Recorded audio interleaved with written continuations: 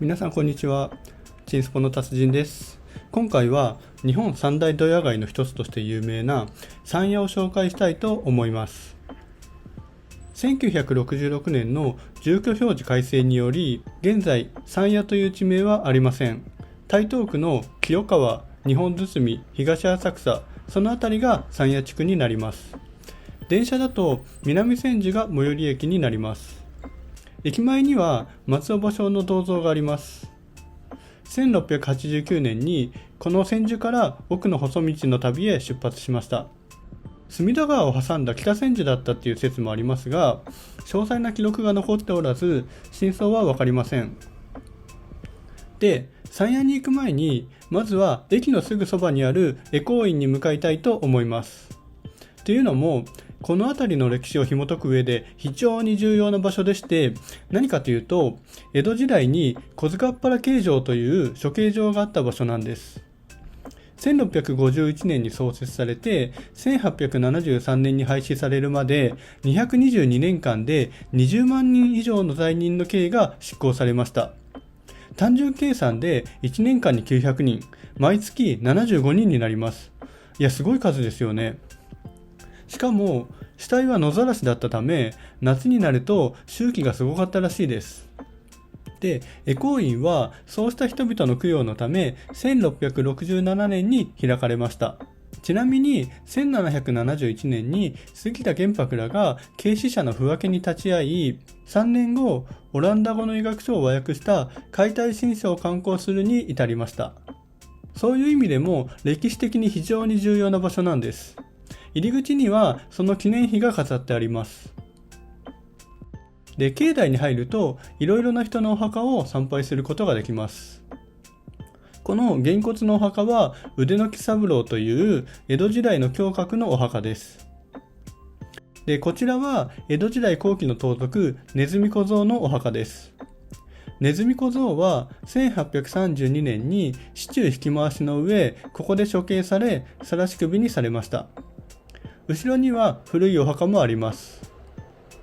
で、奥に行くと吉田松陰のお墓もあります。吉田松陰は安政の大獄で天満町牢屋敷に投獄され、そこで処刑された後、恵光院に埋葬されたようです。幕末とは関係ありませんが、プロレスの神様カール・ゴッチのお墓もあります。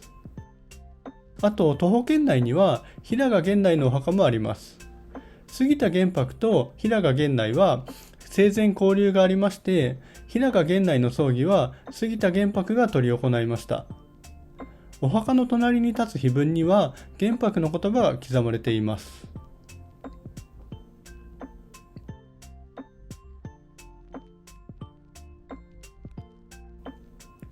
恵光院は1895年に現在の常磐線の敷設工事が行われた際に境内が線路によって分断されました。そして線路の南側部分は1982年に分院独立し延命寺となりました。ということでそちらも見てみたいと思います。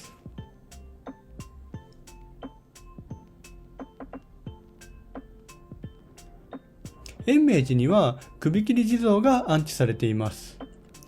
軽死者を弔うために1741年に建立されました。こちらの写真は1910年頃のものです。2011年の東日本大震災で破損してしまいましたが、現在は無事修復されています。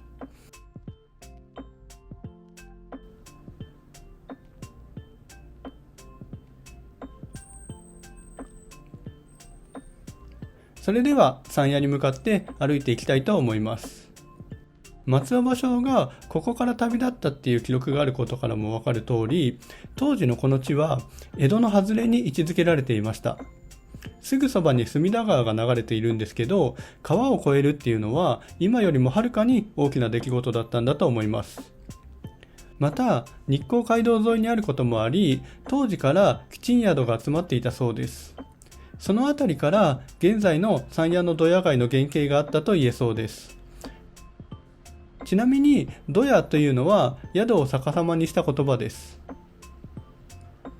ということで涙橋に到着しました。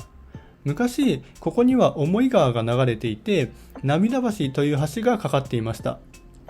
小塚っ原刑場に行くには涙橋を渡る必要があり、罪人とその家族が涙を流しながら別れを惜しんだことから名付けられました。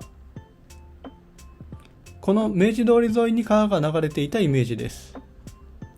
ちなみに、明日のジョーの丹下ジムはこの涙橋のふもとにあったという設定です。もう一つ、この涙橋のエピソードとして、このセブンイレブンがある場所には世界本店という立ち飲み屋がありました。最盛期には焼酎の売り上げ日本一を誇ったこともあったそうです。これは1955年頃の世界本店の様子です。フォークシンガーの岡林信康が1968年にリリースした山谷ブルースには、今日の仕事は辛かった。あとは焼酎を煽るだけという歌詞が登場します。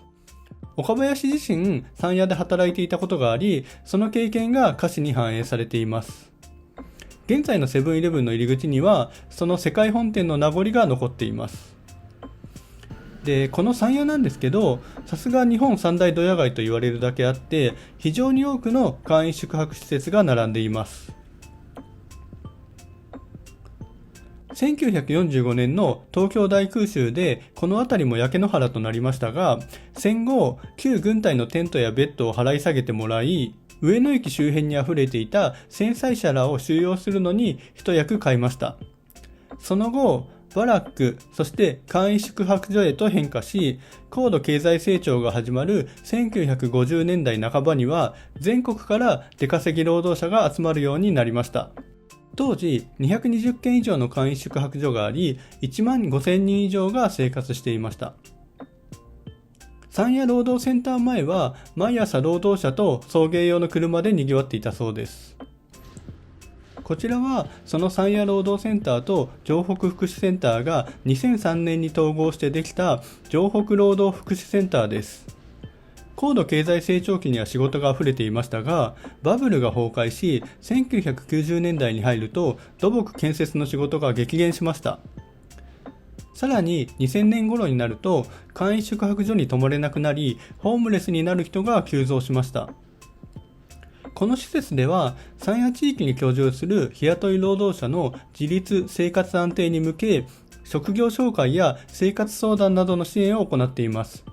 ただ、先ほどセンターを仕事を増やせという抗議看板がありましたが、なかなか紹介できる仕事がないっていうのが実態なのかもしれません。こちらは日本包み交番です。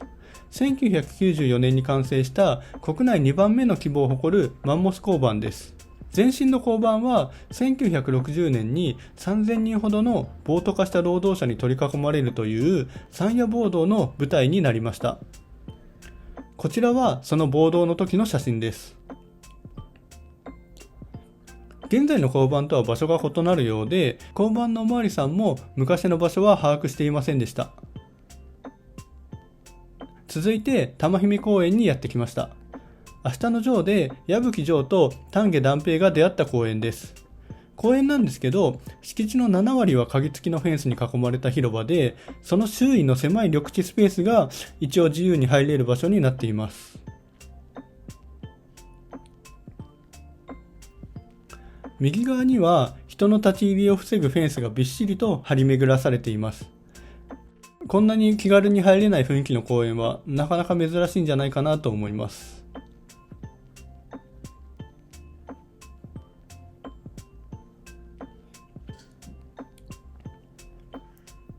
近頃はあまり見かけなくなったブルーシートがありますね。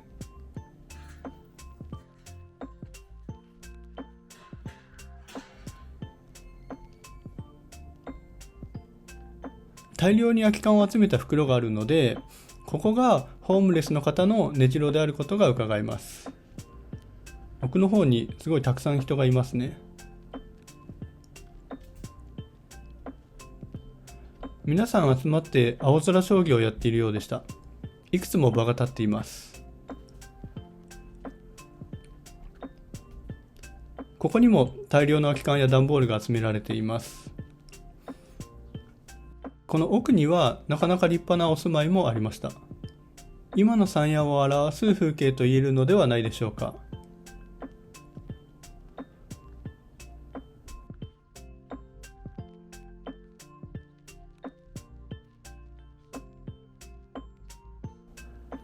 玉姫公園のそばには山谷の中でも特に有名なルマ稲荷屋があります。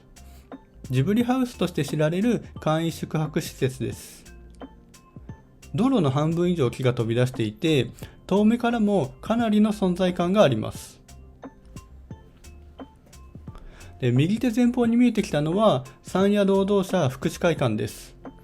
ここには日本キリスト教団や山谷葬儀団の事務所が入っており、路上生活を余儀なくされる高齢の労働者の命を守るため、炊き出しや衣服分配などの活動を行っています。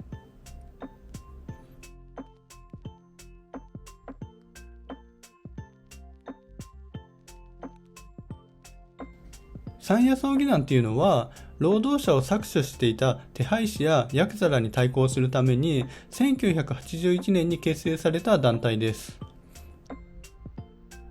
山谷葬儀団と日本国粋会金町一家の対立は非常に激しく、1984年、山谷のドキュメンタリー映画を撮影していた佐藤光雄監督が組員に刺殺される事件が起こりました。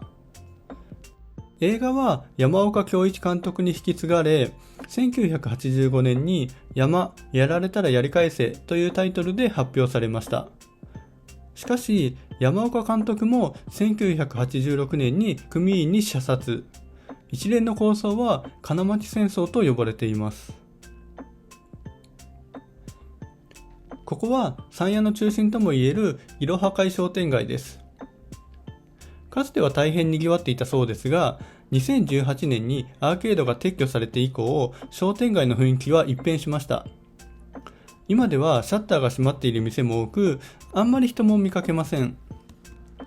いたとしても高齢者の方が多いです。玉姫公園と同様に、現在の山谷の雰囲気がよくわかる場所と言えそうです。商店街の入り口には山谷のヒーロー矢吹城の像が立っています。